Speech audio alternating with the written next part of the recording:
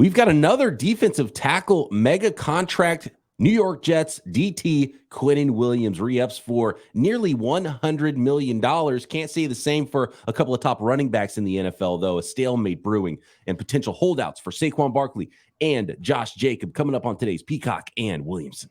NFL analyst Brian Peacock and former NFL scout Matt Williamson bring you expert NFL analysis every day in less than 30 minutes. Get an inside look into the NFL on the field and in the front office. With elite breakdowns, next-level analysis, and in-depth information only for the real NFL fans. This is Peacock and Williamson, and it starts now.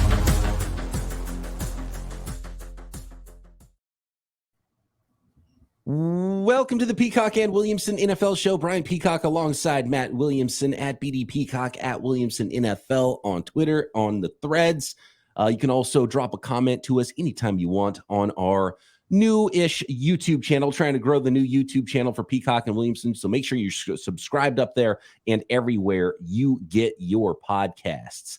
Matt, my son Leo is just turned 5 years old, and I'm going to do everything I can. We're going to be eating a lot of hamburgers. I'm going to get myself a hot dog roller like we can find in the Williamson household. I need him to bulk up so he's playing interior defensive line and not running back when he gets to his NFL career, because I need to be able to retire early over here. And if he's going to play football, running back, it turns out, is not the position. That's a great segue, and well done. Very professional of you, and you nailed it. I mean, D tackles are getting very, very expensive. It's an awful time in history to be a running back. I'm sure Leo has some of Dad's genes, baseball background, but he's not playing. He's not playing either one of those positions. So I was just say, I'm thinking long snapper might be the better route. You know what I mean? If he's not snapping by 5, you better get him snapping by 6. Get him a good 14. Give him about 12 years to get a scholarship. I think that's the best path ever to get a scholarship. I think golf might even be the route we're looking right now. He's already got a nice little lefty swing going. So yeah, baseball, golf, he's going to be a rotational athlete, I think. So we don't have to worry. He's definitely not going to be a defensive tackle if he's like me. Quinnen Williams, $96 million with the New York Jets, and his career started off just a little bit slow, but he's become one of the most dominant defensive tackles in the NFL behind, Aaron Donald, and his contract pays him now as such. He becomes the second highest paid defensive tackle in the NFL behind Aaron Donald with that $24 million average salary. And it looks like $66 million of those dollars are going to be guaranteed now for Quinnen Williams. And good on Quinnen Williams for waiting for guys like Jeffrey Simmons and Daron Payne and others to get their extensions first this offseason.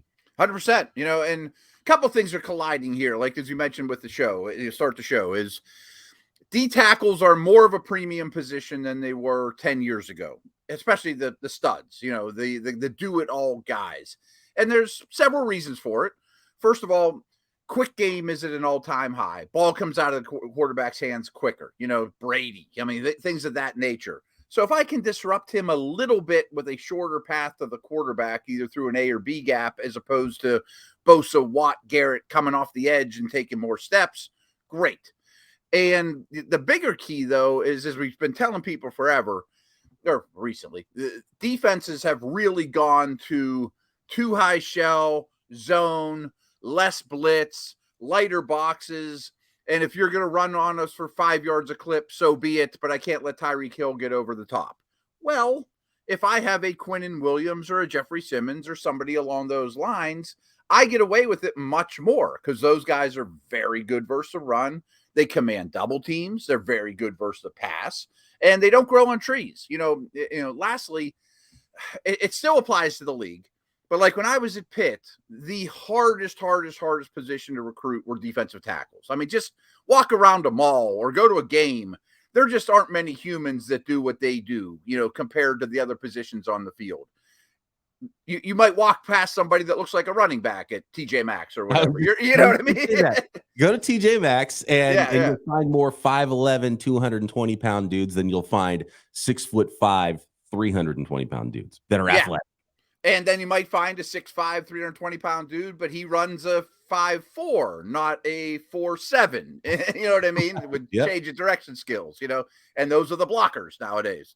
And then the other thing is, and this really applies to Williams, Simmons, Lawrence, and Wilkins with the Dolphins, who's coming up. They're all in the same draft class. Like, this was just a miraculous draft class. It's all getting paid together. So that's part of it as well. That's in the interior. There's a bunch of edge guys as well. Right. And Nick Bosa is going to come in over the top of all these guys, probably with what he makes. And, and Chris Jones is sitting here like, oh, cool. So 96 million, maybe just a little bit more, looking at triple digits, maybe 4 years, 100 million is probably where Chris Jones is going to come in, and that might happen tomorrow. Yeah, right. And you kind of alluded to it, and I retweeted this just before we went on the show.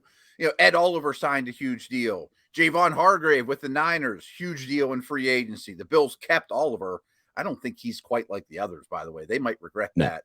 Lawrence, speaking of my Twitter feed, I just saw this, which is absolutely bonkers on Lawrence, is Brad Spielberger from PFF put out this stat, which is, and his exact line is, this doesn't even seem real.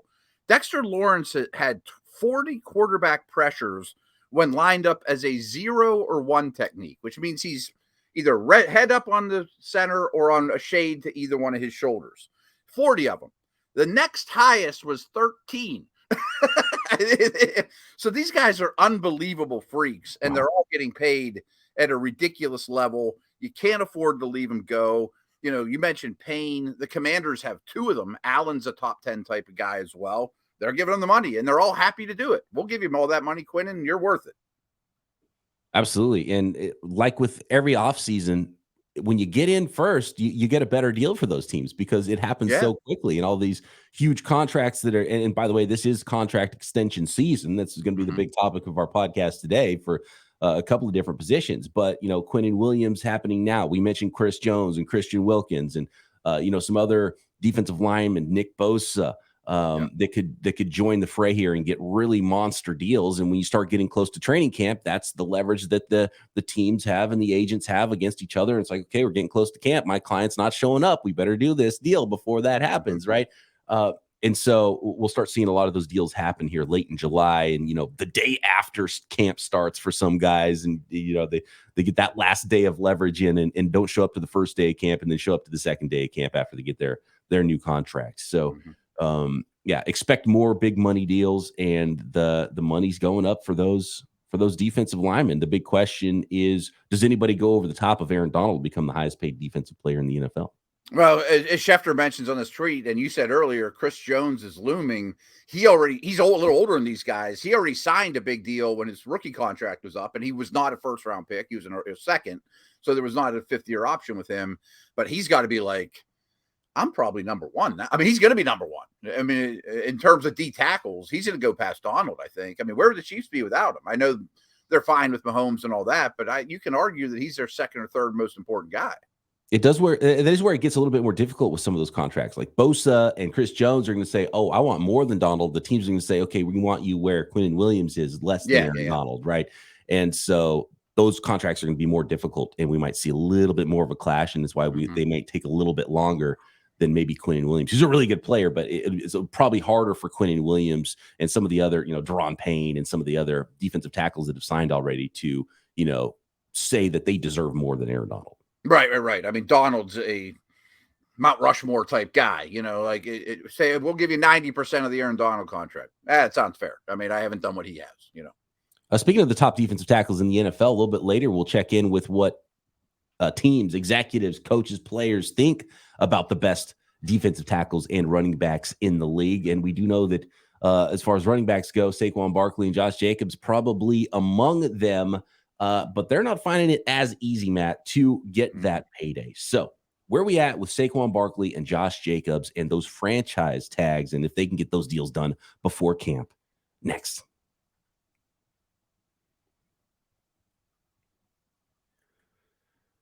Today's episode of Peacock and Williamson is brought to you by eBay Motors. Our new partners at eBay Motors have teamed up with Locked On Fantasy Football host Vinny Iyer to bring you some of the best fantasy picks each week, all season long. Whether you're prepping for the draft or scouting the waiver wire midseason, every week we're going to provide you with players that are guaranteed fits on your roster. So with draft prep underway for the upcoming season, let's see who Vinny has picked for us for the 1.1 selection, eBay's guaranteed fit fantasy picks of the week. And it starts with none other than Christian McCaffrey. If you got the first pick in your draft, don't overthink it. Christian McCaffrey, whether you're PPR league or not, he is going to get more than 300 touches again this year in his first full season. We saw his best football being played for the San Francisco 49ers after the trade deadline last year. What does Kyle Shanahan have dialed up for Christian McCaffrey in his first full season? Well, you want him on your fantasy team to figure that out. He is a huge talent, high floor player,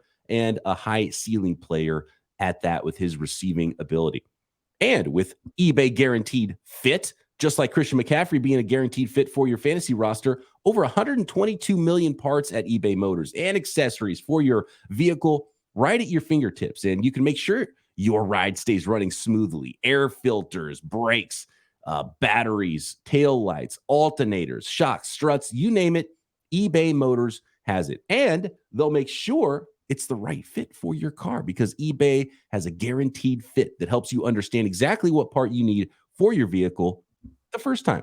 So go forth, switch gears, crank the AC, and say goodbye to sweating if your ride needs a little fixing up, because now you know you'll always be set up for success from the get-go with eBay Guaranteed Fit. Everything your vehicle is calling for, just a click away. For the parts and accessories to fit your vehicle, just look for the green check. Get the right parts, the right fit, at the right prices at ebaymotors.com. Let's ride. eBay Guaranteed Fit, only available to U.S. customers, eligible items only. Exclusions apply.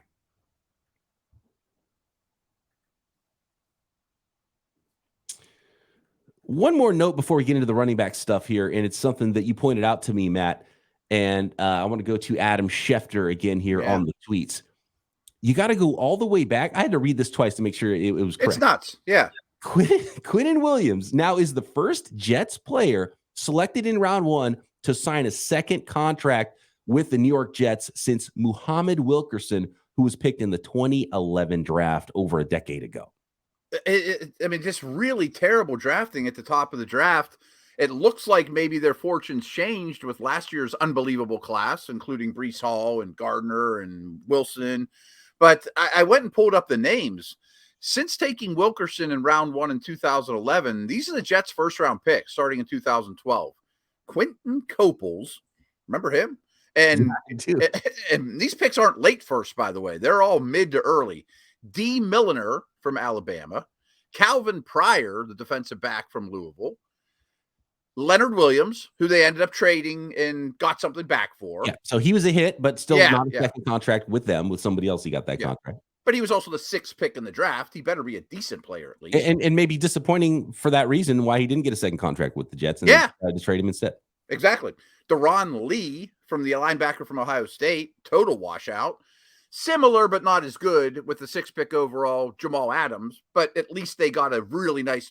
They won that trade. Oh, they absolutely won that. He was a great player for them, and then they won the trade and got multiple picks. That was probably their best work before Quinnen Williams in this entire list. Right. I mean, and I do think their GM has done a nice. That's he took over when Adams was asking for a contract, get him out of there, and that worked out well.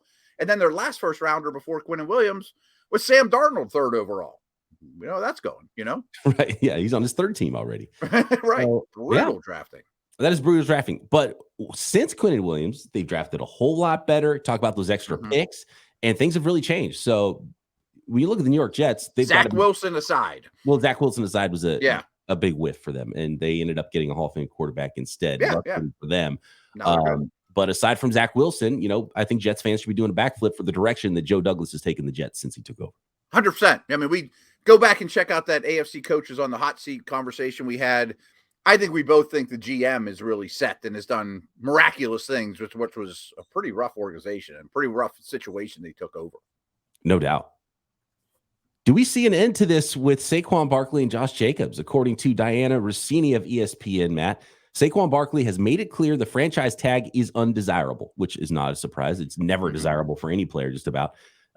And Diana said she's told that his availability for week one we're not even talking about training camp day one. Week 1 against the Dallas Cowboys will be in serious question if he does not get a long-term deal from the Giants. And you look over at Josh Jacobs, and the reports are nearly identical for what he's looking for, and they seem to be very far apart with their respective teams and getting a deal done before camp and maybe even before the season starts. So we got some big-time holdouts looming for Saquon Barkley and Josh Jacobs. And Josh and Saquon, I 100% hear where you're coming from. You are worth more. I don't know that you're going to get it. So I pulled up the franchise tag money, what these guys are getting. And just to put in perspective, defensive tackle is just under $19 million a year. We just had a conversation about defensive tackle. Quick side note too, and you mentioned Donald's contract. Like the Rams really could have screwed Aaron Donald over because he was so much better than the other defensive linemen, defensive players, football players on the planet, that if they would have just franchised him and say, we'll gladly pay the number 1 D tackle by a wide margin, the average of the top 5 guys, that's a bargain for Aaron Darnold, but they didn't do that. They gave him a big deal. Anyway, running back is at like 10 million. I mean, so it's almost double a franchise tag tenure. So, Jacobs and Saquon are going to come in and say 10.1 million that I'm getting guaranteed is a jumping off point. That's we need more than that to come to the table. But why would you really do it if you're the Giants or Raiders? You know what I mean? Like, you only have maybe 2 more years, 3 more years of premium running back service at best. And how many of the 17 games will you play? And they're great players, but am I eating up a big chunk of cap space for those two? Especially if I'm the Raiders, who I think are trending down, where at least the Giants look like they're trending the right direction. So when it's all said and done, they'll probably get a sweetener. Maybe they'll get a 2-year deal for like 25, I'm guessing, as opposed to 10 for this year. And they could franchise them again next year and bump it up a little bit, send them on their way and get a stipulation that you can't be franchised. Yeah. Like I'm not going to sign. I'll sign a 1-year deal that's different than the franchise, but I can't be franchised again. Just knowing that you're going to get that, hit that free agent market. Maybe that's something that could work out. And the other thing with this is the difference between someone like Quinnen Williams. We're talking about Chris Jones and Nick Bosa and some of the big contracts that are coming for some of these other players. They're already under contract, so they get fined, and the teams can't do anything about it. Like they get fined if they don't show up to training camp. So it's a lot more difficult to bargain than a player who Barkley and Jacobs, they got the franchise tag slapped on them, but they haven't signed it, so they're not under contract. They're not football players right now. They can sit. They're and not unemployed, right? So it is much more likely that they're holding out. And looking at that report from Diana Rossini, what are you talking about sitting out training camp? Of course, I'm not showing up to training camp without a contract. Right. We're looking at week 1 already. And so that's the hardball that's being played here. And if they don't sign their tender by the deadline, which is, I think, the 17th Monday, then that is really the deadline here for those teams to get those signed or figure out something else. And we know deadlines get things done. So maybe they get a contract everyone's happy with that looks better on paper than it is in the real world, probably a 2-year deal and bring home 20, 25, whatever it is. But this brings me to one subject, though. If they even consider the Lev Bell route, it's the dumbest thing ever, especially at that position. I mean, and if people don't remember, Bell was in the exact same shoes, and then right before the season decided, I'm sitting out the whole year, and didn't make a cent that year. Didn't make a cent in a second round contract before that is all he had in the bank at his prime, out of spite or whatever, didn't make a cent. And then in your prime year to earn, when you only have 6 or 7 prime years to earn as a running back, really 3 after your rookie deal. And that's where it gets so difficult, because I understood why Le'Veon Bell did what he did. But then you look back at that was essentially the end of his career. And the Jets gave him a pretty good deal after he sat out a year, but he was not close to the same player. Right. He was 25 in his last season in Pittsburgh, sat out his age 26 season. That could have been his best year of his career. No longer. Right. You broke up a little there. I didn't hear exactly what you said, but I'm sure it's along the lines of 27 Jets, 0.2 yards carry, 780 yards. It's at age 27, 3.2 yards per carry. And that was the best of his post-Pittsburgh careers after that season-long contract holdout in 2018. So it's definitely not the way you want to go. But at the same time, I understand not wanting to play because of the nature of the attrition and the injuries that happen at your position, and not wanting to play through a season to get to that free agency where you are a free agent to get paid because you don't want to get hurt before that happens too. So it's what makes it really difficult, and why, parents are probably going to try hard not to have their kids play running back anymore. And in the end, sorry, Lev, sorry, Saquon, sorry, Josh, but the teams have way more leverage than you do. Yeah, and they don't have to do it. Now, here's the thing especially for the Raiders. Now, the Giants, Saquon Barkley, a healthy Barkley was their entire offense last year because they're going to be bad without him. Yeah. Right?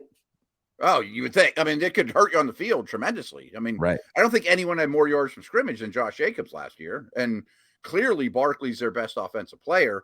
Real quick to my Pitt TJ Maxx analogy, too.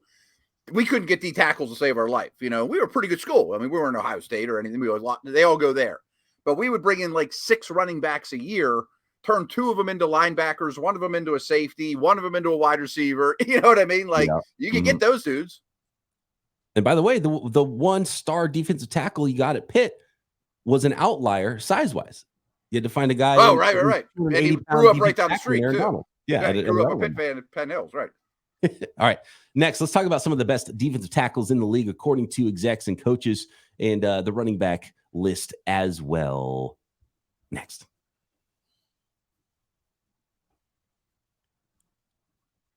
Today's episode of Peacock and Williamson brought to you by Bird Dogs. Bird Dogs make you look good. Bird Dogs stretch khaki shorts are designed. They fit a little slimmer through the thigh and leg, giving you that truly sculpted look. It's the look you want, and it's the feel you want too, because they fit way better than regular shorts that are made of stiff, restricting cotton. I love the way my Bird Dogs shorts feel. I love the way my Bird Dogs pants feel because they stretch in all the directions you need, but they look fantastic. And when you put on your Bird Dogs that you are going to be fit right and a versatile fit for just about any occasion that you are going to encounter. I love my Bird Dogs long pants because you could wear them to work. You could wear them in a professional environment. You can wear them in a laid back environment. And the thing I love doing in my Bird Dogs, in fact, I'm going to slap them on a little bit later and go get a little 9 holes of golf in. So they are my go-to golf pants because they look great and they feel great. And when you go out on the golf course, you're supposed to dress a certain way, and I'm not great at dressing a certain way. So it's easy to be able to have these pants that feel great, move with you, and look good when you're out there on the golf course and you don't feel like a total schmuck at your local club. Cloud knit fabric that looks just like khaki, stretches so you get a way slimmer fit without having to sacrifice movement, and they use the anti-stink sweat wicking fabric to keep you cool and dry all day long in your Bird Dog khaki shorts. Go to birddogs.com/LockedOnNFL and enter promo code LockedOnNFL for a free Yeti-style tumbler with your order. That's birddogs.com/LockedOnNFL or promo code LockedOnNFL for a free Yeti-style tumbler. You won't want to take your Bird Dogs off, we promise you.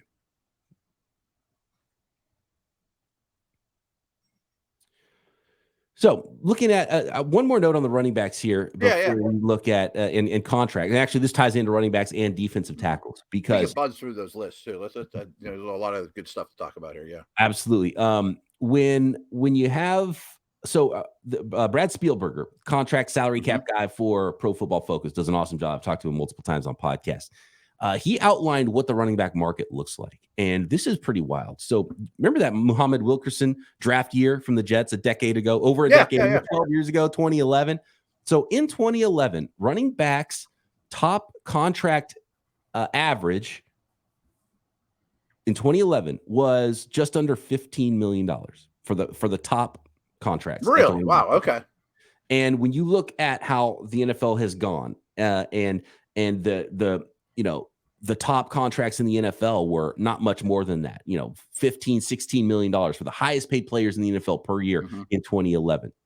And that has skyrocketed up to, $32 million, right? So we're doubling salaries over that time for the top players at different positions. Running backs, though, the line is, every other line is straight to the moon, right? Salary-wise. The running back line, just a little bit above flat. It's really outrageous to see what it looks like. And actually I can pull it up on the screen here for those of you watching on YouTube. And it's pretty intense. And the position that's actually gained the most traction is those interior defensive linemen.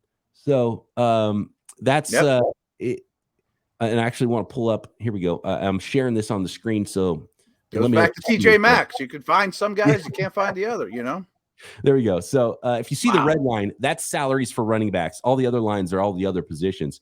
It might be a little bit small if you're watching on YouTube, but still, they all, especially kind of like you mentioned. I mean, if you account for inflation, NFL inflation, salary cap keeps going up. I mean, if you think about what those top running back contracts were in terms of percentage of cap at the time, now they are, I mean, that's gone down, not even stayed flat. I mean, your percentage of cap to running backs is plummeted. It's the only bad investment out there. Yep, it's pretty unbelievable. So just crazy, start contracts, and you see that red line that's running backs, and it's just flat where all the other contracts have gone up and up and really doubled in the top salaries in the NFL. It's pretty telling there. Absolutely. Where do these guys rank? Let's go to the defensive tackles here. Where does Quinnen Williams rank, Matt, amongst defensive tackles in the NFL? Well, this is off ESPN's list. Friend of mine, Jeremy Fowler, does this every year where he, polls all the a big portion of NFL execs and coaches and all that. And it's not gospel by any means, but I think it's a pretty good list. And I think Williams is very properly ranked on that list. I mean, they still have Donald 1, Chris Jones 2, and I actually think that's a conversation in 2023. It wasn't 2 years ago or whatever. Jeffrey Simmons 3, and then Williams comes in at 4. Right above your boy Javon Hargrave, who used to be my boy with the nice butt. Yeah, caked up. People keep hitting us, Matt, with different players that are on the all caked up list. By the way, I'm sure there's a good list. Javon Hargrave has some competition now. Yeah, okay. Quinnen Williams number 4 on the list. Jeffrey Simmons just above him. Chris Jones. We're all talking about guys getting big money this offseason, and Chris Jones will be next, and we'll see what he ends up getting. And all those dudes are a terror to play against. Right. Dexter Lawrence is also on the list. He just got paid. Daron Payne on the list. He just got paid. And I do love these lists because you really get a good idea of how people inside the league think about these players. 100%. And one thing I've noticed from these lists is, and this isn't crazy, but it's a kind of a golden era of defensive linemen, especially D tackles. And I bet when the O-line lists come out and I go, these top 10 O-line against these, or these top interior O-linemen against these 10 D tackles, I know what team I'm picking. I want the D tackles. I was a little bit surprised by the running back list with Saquon Barkley and Josh Jacobs 3 and 4. Jacobs ahead of Barkley, by the way. Jacobs 3, Saquon Barkley 4, and probably some injury history is why Barkley would rank behind Jacobs, even though he's more explosive. I would personally put Barkley ahead of him. And Christian McCaffrey's number 2, and the number 1 might surprise some people. It's actually Browns running back Nick Chubb. I get it. I mean, I think Chubb versus McCaffrey is a really interesting, deep conversation, and really is, do you just like strawberry or chocolate? I mean, do you like, Rocky Road or vanilla? I mean, it's just, they play the same position, but they kind of don't. I mean, right. I really... Give me Chubb on first down. Give me McCaffrey on third down. Exactly. I mean, I think Chubb is the best ball carrier in the league, and it frankly isn't even close. So having him at 1 is he would be great in 1985, and he can sketch the ball a little. But McCaffrey's an elite receiver and pretty good with the ball in his hands as a traditional runner as well. And I think that's one of the things that maybe people inside the league really, really respect Nick Chubb, I was pretty surprised to see him ahead of, especially Christian McCaffrey and, even Derrick Henry.